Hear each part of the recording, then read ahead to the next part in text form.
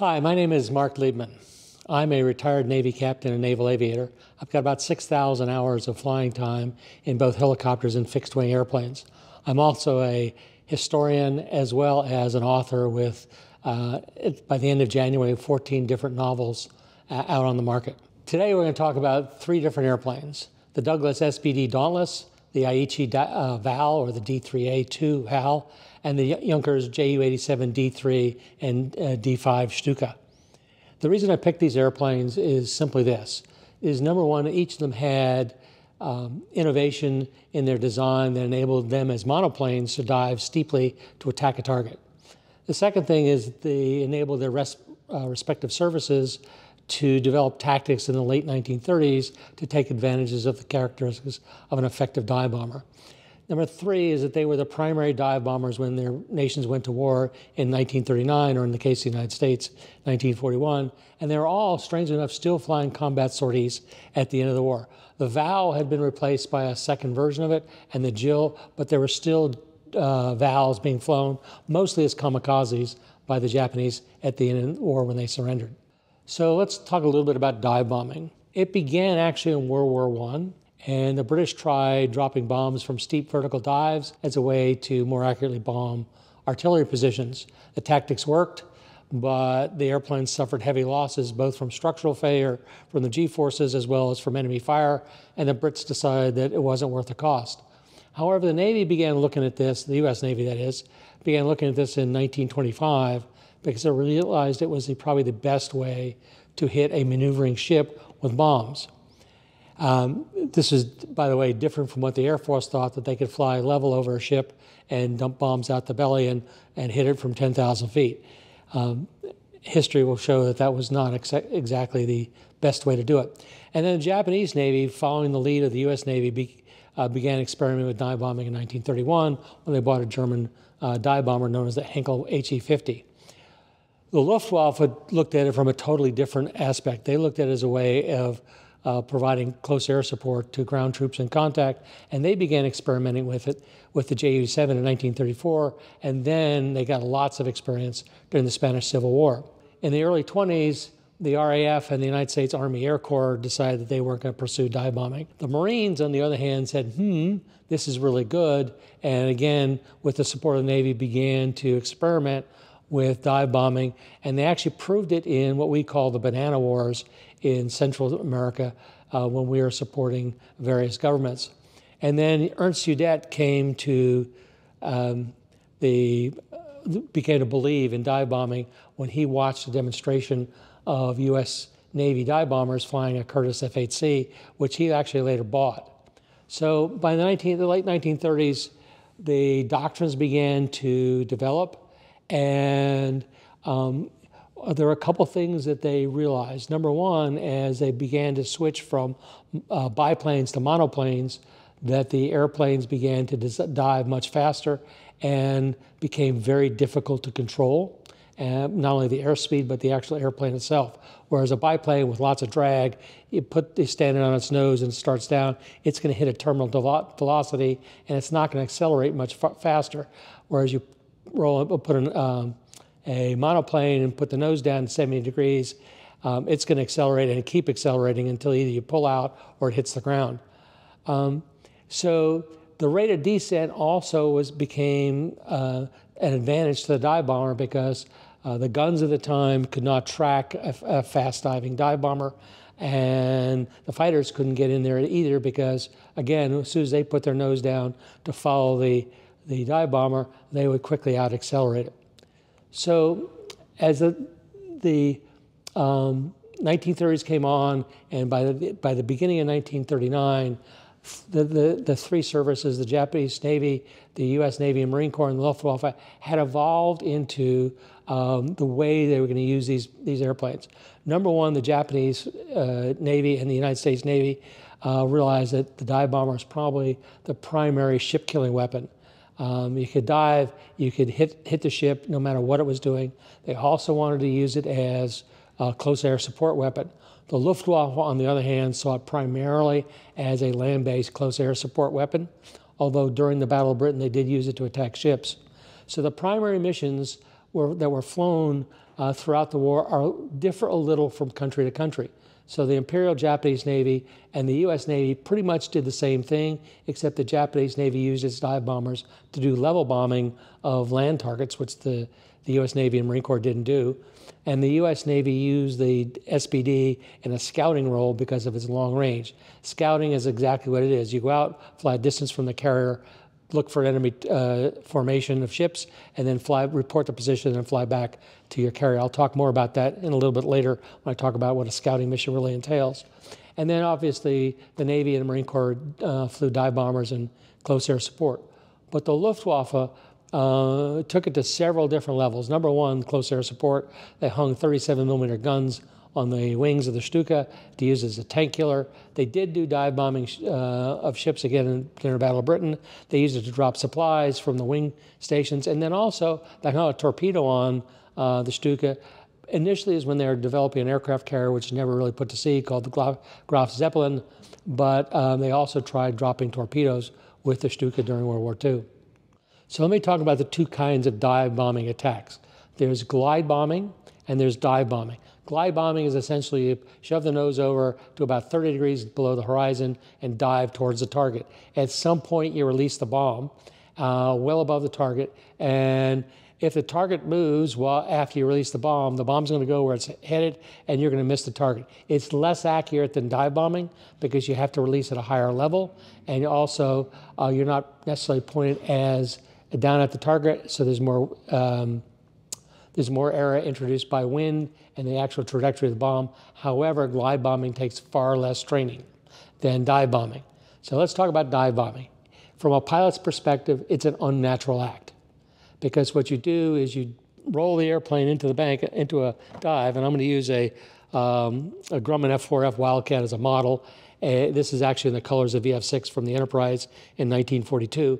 Anyway, so in a dive bombing attack, you roll the airplane on its back, point the nose down about 70 degrees below the horizon, okay? So you're almost straight down, and you point the nose at the target, okay? And you continue descending till you get to about 1,500 to 2,000 feet above the target. That's when you release the bomb, and then you pull out in a 3 or 4G, sometimes 5 or 6G, depending on how hard you pull back on the stick, and away you go.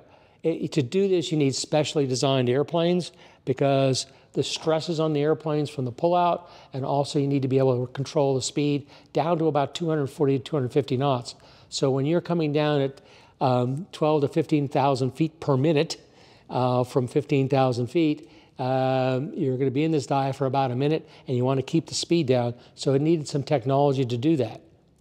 So one of the things you need is dive brakes. And each of the three airplanes that we're going to talk about solve this problem differently.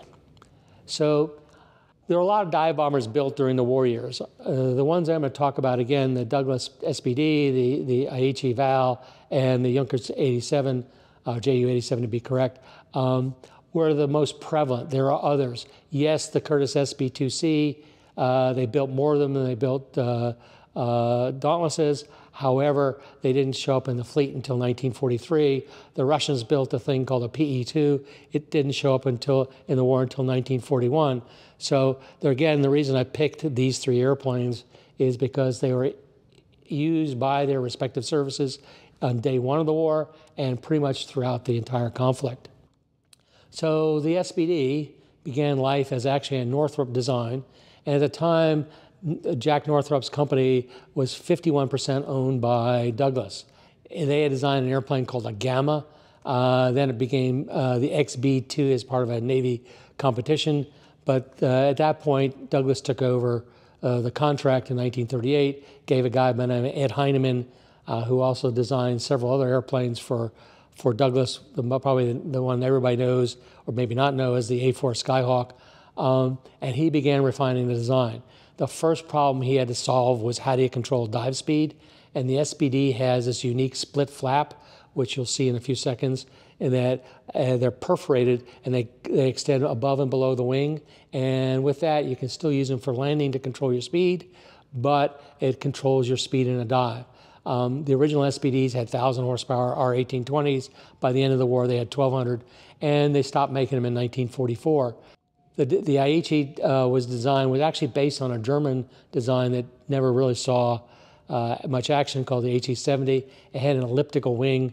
It was a much bigger airplane physically, or not much bigger, but bigger than the SBD. It had fixed landing gear, but they saved weight because it only had a 1,000 horsepower engine, and they saved the weight by eliminating retractable landing gear, armor plate, self-sealing tanks, and other things that would reduce the gross weight, the empty weight of the airplane. The Ju-87 actually the first one that showed up in service, and it started work on it in the early 1930s. And when Udet came to the United States and watched the Curtiss airplanes, he realized they were much, much better than what the Luftwaffe had in the Junkers K-47. So they began to rethink their design, and out of that came a mock-up that we now know as the Ju-87, made its first flight in 1935. They tested extensively in the Spanish Civil War by the Condor Legion, which gave the Luftwaffe a lot of practical experience in both close air support and dive bombing. So yet these three airplanes were conceived roughly at the same time to do roughly the same mission, and the solutions are remarkably similar. They all have two pilots, two crew members. One's a pilot and the other one's a radio operator gunner, sits in the back. They have three-bladed constant speed props. Only the SBD has retractable landing gear. It also has the longest range and carries the biggest bomb load, at least from the centerline store and the two wing mounts, where it can carry up to 250 pounds of bombs, whereas the Val and the Stuka were under 60. And they all had a crutch underneath the center line of the airplane, so when the airplane is diving steeply and you release the bomb, the crutch swings out, so the bomb is outside the propeller arc. And they all have some form of dive brakes. So they all have a lot of the same features. From a performance perspective, they're similar but not the same. They're all roughly the same size. They are the empty weight of the Stuka is, the gross weight of the Stuka is the largest of the three. The empty weight of the Dauntless is actually in the middle, but it has by far and away the longest range, and that's again comes back to the scouting mission, and it's also the fastest of the three. The Val and the Stuka are really 120, 140 knot airplanes in cruise, and the SBD is a little faster. But they also didn't look alike. These are the plan forms and the silhouettes of the airplanes. You can see the wing shapes are totally different. And from a side view it's pretty hard not to recognize them. So again, the technology, let's come back to this. So the dive brakes on the Val were slotted boards that activated by the pilot, and they popped out from the bottom of the wing vertically. So there's a slot to allow air to flow through them, and that helped reduce the speed in a dive. Plus the fact it's a pretty draggy airplane with the fixed landing gear, so that helped keep it down. It had a telescopic gun sight, which is exactly what it means. It was a telescope, just looks like a scope on a sniper's rifle that the pilot looked through. It had crosshairs, and he put that on the target, and down he comes.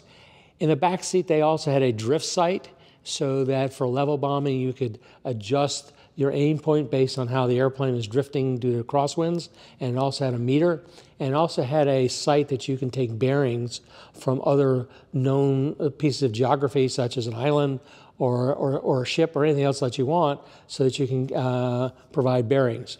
The SBD, again, had the slot of dive brakes. It had a telescopic sight in the beginning. It tended to fog in the southeast Pacific, or the Southwest Pacific rather, so that when you were diving from 15,000 feet from relatively dry air, you got in the hot, humid air, it would fog up. They replaced it with a reflector sight from the Wildcat, which seemed to work a whole lot better. Some versions had a radar. Also unique to this airplane is that there was a set of flight controls in the rear cockpit, so the gunner could actually fly the airplane if the pilot was incapacitated. And also, instead of having a drift sight, you could drop smoke markers. When they landed in the water, they emitted smoke, and you can estimate the drift. The Ju-87 had probably the most unique piece of technology of all three airplanes. So when you release the bomb in a Ju-87, once the bomb was away, an autopilot actually raised the nose of the airplane to pull up in 4 to 5 Gs. So the pilot didn't have to do anything. In both the Aichi Val and the Douglas Dauntless, the pilot had to release the bomb. As he's pulling out, raise his dive brakes at the same time while he's pulling 3 or 4 Gs.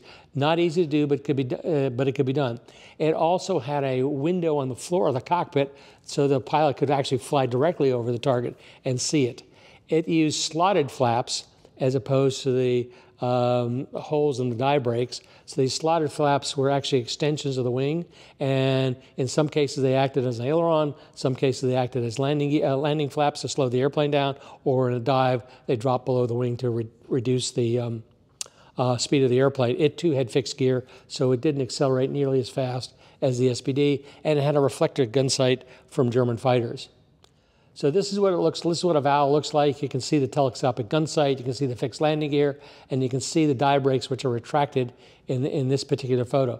This airplane was photographed after it had dropped its bomb, because the bomb crutch you can barely see between the landing gear, but there's no bomb there.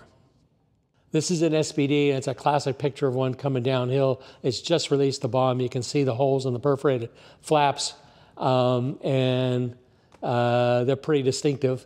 And the gunner normally was facing to aft, but sometimes he could be facing forward. And if he is, he's calling out altitude as the guy's dropping down, because you don't want to fly yourself into the water. This is a Ju-87. You can see the flaps behind the wing. These are extended in the trail position. And again, in a dive, they drop down. The outer portions also rotated up or down depending on where the position of the stick, so it acted as ailerons. And then the inboard ones, when you lower the flaps to land, in fact, all of them would drop down behind the wing. So it gave the effect of what's called slotted flaps now, and it also really helps generate more lift and lower the landing speed of the airplane. When you get to a doctrine, and this is a valve with 2 bombs, you can see the die brakes. This one has them below the wing. The primary mission was to attack ships, but it did do level bombing. In the Japanese Navy, the scouting function was done by float planes, generally launched from cruisers as opposed from the aircraft carriers. And it was not a function of the VAL or the dive bomber squadrons until late in the war, when they got the Jill torpedo bomber, which had much longer legs than the VAL did. So again, it's primarily an attack weapon, so to speak, or a strike weapon, and its primary target for the IJN, or the Imperial Japanese Navy, was ships. The Stuka primary mission, close air support, and it did this throughout the war. It had an anti-tank role. I talked about this before. There's a famed Luftwaffe pilot by the name of Hans-Ulrich Rudel, who was renowned as a tank killer. They had 2 30mm guns under the cannon. They'd fly over Russian tanks and try to hit them from the side or the rear. Again, I said earlier, they experimented with carrying torpedoes. And during the siege of Stalingrad, they actually equipped Stukas with containers on the bomb racks so they could drop supplies to the beleaguered Germans at Stalingrad. So one of the primary criteria of the SBD was range. And this is a typical scouting pattern that was used by the United States Navy. So this only has 5 sectors because it fits on the page a lot easier. And so what you did is you sent out scouts. They would fly about an hour and a half, 200 to 250 miles, down a specific bearing, typically so many on each side, what we would call the threat axis, and then also along what's known as the forces planned of intended movement, and that's also known as PIM. And so in this case, the carrier, or the task force, is moving 340, and you can see the sectors based on where the threat axis is. So the SBDs would take off from the bow of the ship. They would climb to 10 to 12,000 feet, fly out 200 to 250 miles.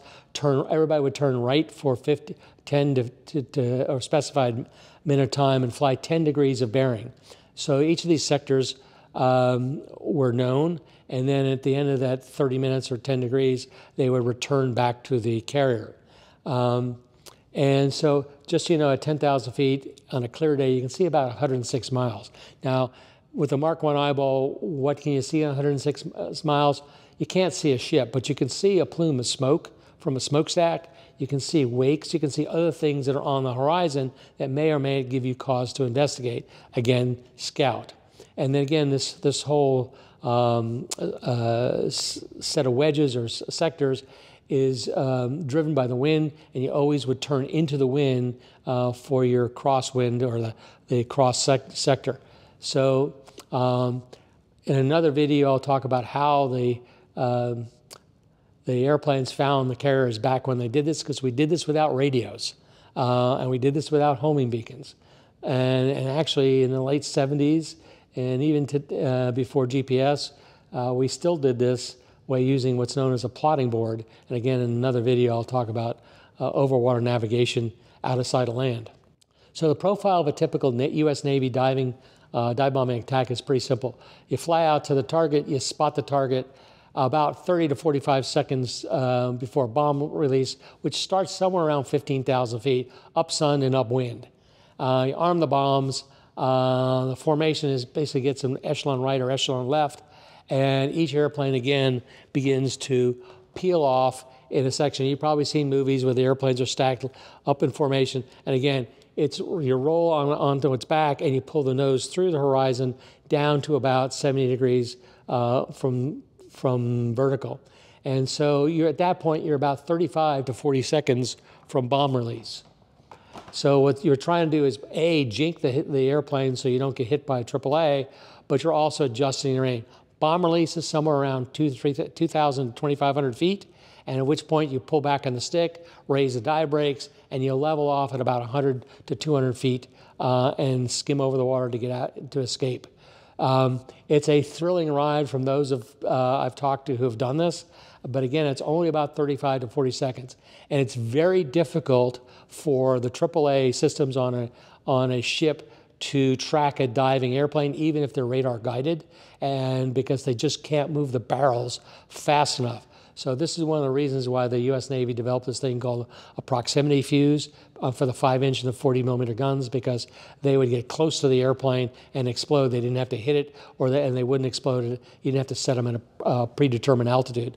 But this is a pretty, when I say exciting ride, and as a pilot, I can tell you it's an unnatural act to point the nose 70 degrees down. So what replaced the Val and the Dauntless and the Stuka? Well, in the US Navy, it was the Curtiss SB2C Helldiver. It was supposedly a big improvement over the Dauntless, but when the Navy got them into what's known as the Board of Inspection and Survey, they demanded 880 modifications to the airplane before they allowed them to go into production. As a result, even though 7,140 odd of them were built, they really didn't get to the fleet until November 1943. And delays in production meant that the SBD-5s and 6s that were out in the fleet continued in service till the end of the war. And in fact, some Central American countries flew them well into the 1950s. The Val, the first version of it, soldiered on, and then the Judy was introduced in 1942. It was faster, much faster. It could go 350 knots, had much longer range, could carry more bombs, and they built 2,000 of them. And again, towards the end of the war, as the Judys were being shot down, the Vals were pressed into service both as trainers and then also as kamikazes. In Germany, there was no replacement for the Ju-87. They continued on to the end of the war, even though production ended in 1944. So what happens to the dive bomber? Well, a couple different things. One of which is that the US Navy and the Allied Navies figured out that the F-6F, the Hellcat, and the Corsair were actually pretty good bombers. In other words, they could carry a similar weapons load, and they didn't need a fighter escort. So they could dump their weapons, and then if they got bounced by enemy fighters, they could defend themselves. And this began to evolve. So even though after World War II, an airplane known as the A-1 Skyraider came into service, it was a dive bomber, and yes, it did soldier on, and yes, they flew in Vietnam, and yes, it was a really good airplane. But the transition of the F-6F Hellcat and the F-4U Corsair into fighter bombers really led to what we now know as the multi-role fighter, such as the F-4 Phantom, the F-16, the F-18, and now the F-35. So if you like this video, there are several others on my channel on aviation and other topics. And also, I suggest that you might want to take a look at my books. They're in 3 different series. There is at the top of this particular slide is the Josh Heyman series, which follows the career of a young naval officer beginning in Vietnam on through the end of his career, off the coast of Korea in 1996. There's an Age of Sail series, of which the first 3 are shown here. Death of the Lady just came out in August. The next one will be out. It's called Last Battles. It'll be out sometime this spring. And then the third series, Derek Almer, are all counterterrorism novels. All 3 are on the market, and there'll be a 4th one called The Red Star of Death that will come out sometime towards the end of January 2024. And 5 of them have been Amazon bestsellers. You can get them anywhere on most distribution sites, Amazon, Barnes & Noble, and I think there's 8 or 9 other distributors. They're all in ebook or paper copies. If you want paper copies that are signed, then go to my website, which is there, markliebermark.com. Click on the contact mark, send me an email, I'll respond, and we'll figure it out. Typically what I do is I take a credit card over the phone, write the inscription, and mail it to you. Again, thank you for listening, and have a great day.